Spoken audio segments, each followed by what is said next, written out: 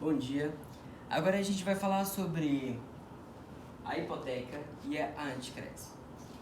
A hipoteca é uma garantia real, extrajudicial e incide sobre bens imóveis ou equiparados que pertençam ao devedor ou ao terceiros.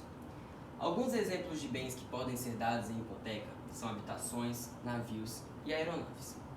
A hipoteca, necessariamente, não implica tradição, haja vista que sua pretensão é de que o bem permaneça na posse do devedor, para que este possa retirar os frutos da coisa e pagar a dívida. Deste modo, este instituto não impede o reaproveitamento da coisa, ou seja, o devedor continua exercendo todos os seus direitos de proprietário, retirando todas as utilidades do bem, exercendo todos os poderes da propriedade, todas as vantagens, seja ela aluguel, uso, venda, etc. No entanto, não poderá causar danos ao bem que o faça perder o valor, certo? Vamos lá. Quanto às características da hipoteca, ela é um direito real que vincula imediatamente o bem gravado, que fica sujeito à solução da dívida. O objeto gravado deve ser de propriedade do devedor ou de terceiros. Não há transferência da posse ao credor, então o devedor continua com a posse do bem. Ele é indivisível, ou seja, é impossível você hipotecar a metade de uma casa, você tem que hipotecar a casa inteira. É acessório de uma dívida que se pretende liquidar, acompanha o bem. Então, mesmo se você vendeu uma casa que está hipotecada, ela vai continuar hipotecada, porque a hipoteca é um acessório que acompanha o bem.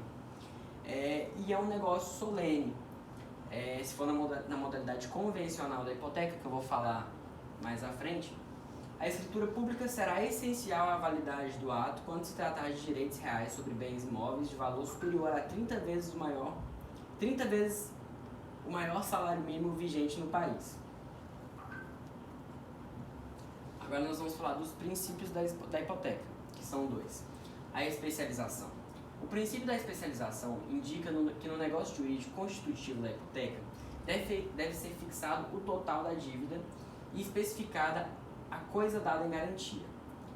A especialização é exigida em todas as modalidades de hipoteca, porque há necessidade de se saber quais são os imóveis do devedor que estão gravados e por quanto eles estão gravados, que é aquela questão lá de constar no registro do imóvel.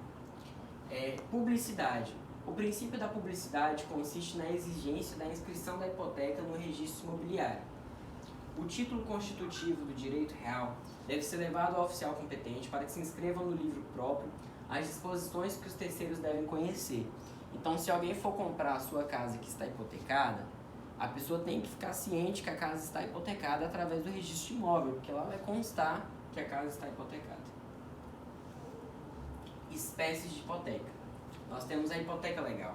A hipoteca legal é constituída através de lei, independentemente da vontade dos interessados, possuindo a preocupação com determinadas pessoas, o qual o patrimônio é confiado à administração de outra. A hipoteca convencional é a modalidade de hipoteca considerada pela doutrina como a mais importante, uma vez que ocorre devido à livre manifestação das partes, onde é celebrado contrato com o devedor, ora hipotecário, oferece um determinado bem imóvel ao credor como garantia da obrigação contratual em caso de futura execução, caso haja inadimplência. Então, se você não pagar, Hipoteca judicial. Resulta da sentença condenatória. Exige-se que esta seja registrada em cartório de imóveis, mesmo que seja dada pelo juiz. Pode ser estipulado, por exemplo, nos casos de sentenças transitadas em julgado, de crimes, para efeito de resguardo de futura indenização na esfera civil. A extinção da hipoteca. A hipoteca pode ser extinta de 5 formas: a extinção da obrigação principal, o perecimento da coisa, a resolução da propriedade, a renúncia do credor e a remissão e a arrematação ou adjudicação do bem em leilão público. Agora vamos falar da anticrese, que é bem diferente da hipoteca. A anticrese, assim como os institutos de penhor e da hipoteca, é um direito real de garantia clássico. Porém, no penhor típico se transfere a posse da coisa ao credor somente de bens móveis, que dela não se pode utilizar, e na hipoteca o bem continua na posse do devedor.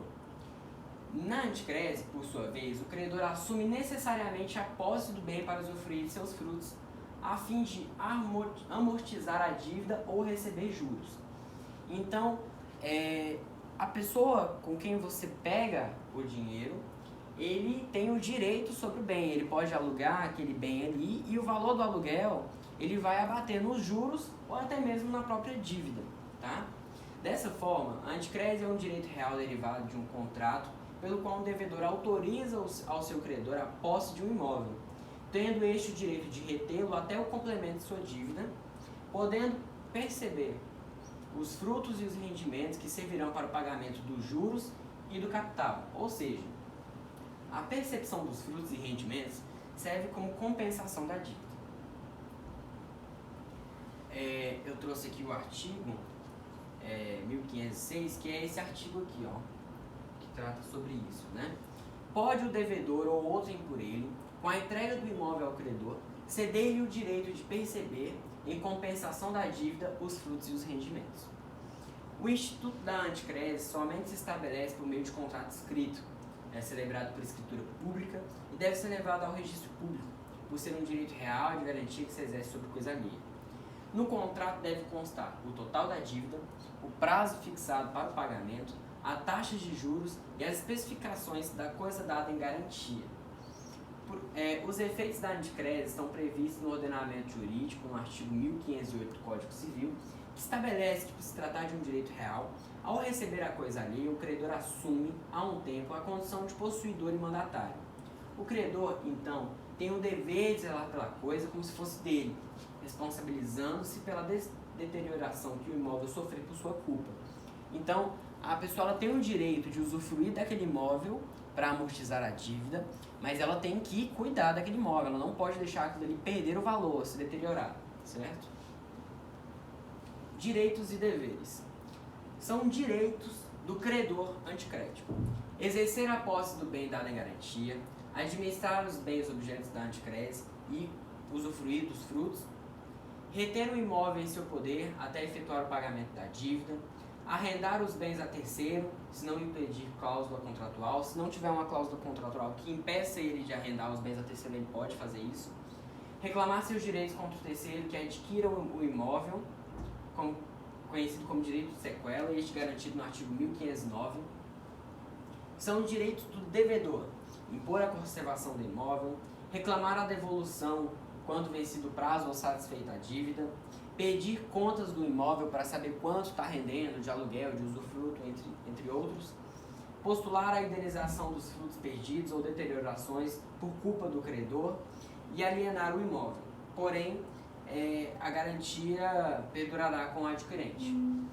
São deveres do credor anticrético: guardar ou manter a coisa em sua posse como se fosse sua, apresentar anualmente balanços exato e fiel de sua administração, de quanto ele está recebendo de frutos ali, responder pelas deteriorações do imóvel que sofreu por sua culpa, prestar contas dos frutos e rendimentos.